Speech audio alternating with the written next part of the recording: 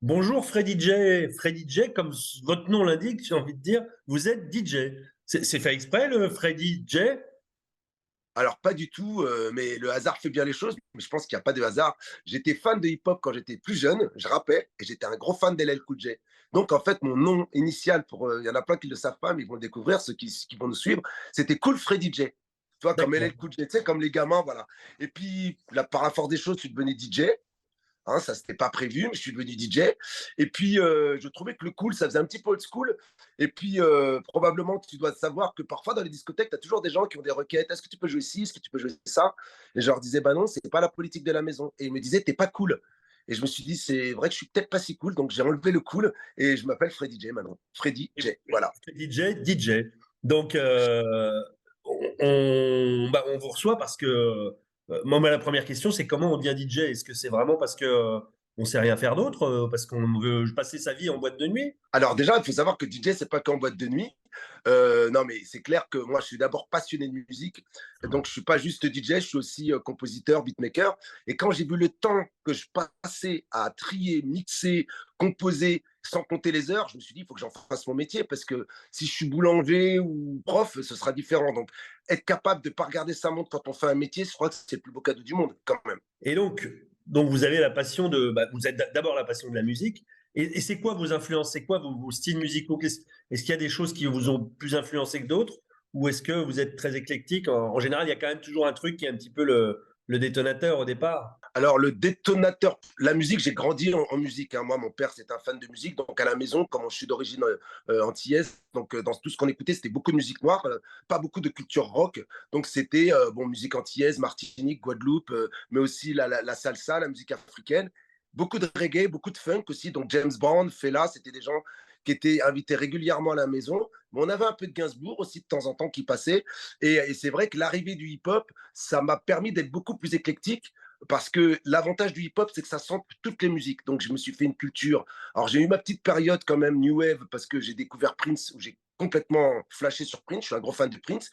Et Prince, ça m'a emmené au Cure, ça m'a emmené à Joy Division, à New Order, à Dépêche Mode, à tout ça. Parce que pour moi, c'était des mondes un peu inconnus. Et le hip-hop m'a amené au jazz et m'a amené aussi à la musique plus électronique.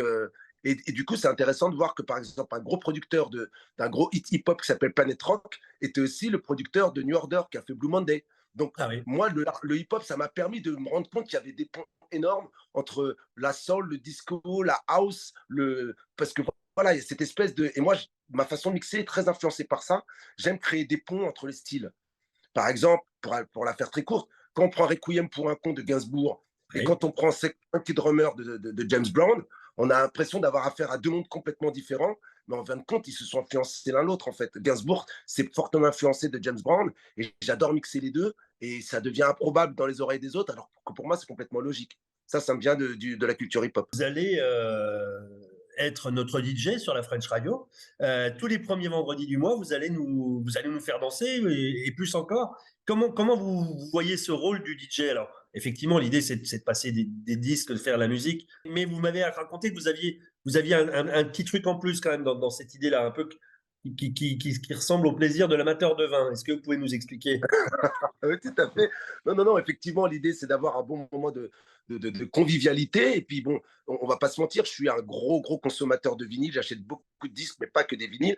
Et donc, l'idée, vraiment, c'est d'essayer de jouer sur la nostalgie, de jouer aussi sur la nouveauté, de jouer sur mon éclectique et créer des ponts. Et comme j'utilise mes platines comme un instrument, avec un vrai voyage qui va traverser le temps des années 70 jusqu'à aujourd'hui, et puis traverser aussi les rythmes. On pourra passer évidemment, j'ai une grosse influence soul, funk, hip-hop, house, mais on va aussi passer par le Brésil, on peut passer par la Jamaïque, on peut passer par les Antilles. L'idée, c'est vraiment de concrétiser cette espèce de cohérence musicale dont je parlais, mais en traversant les époques et les continents.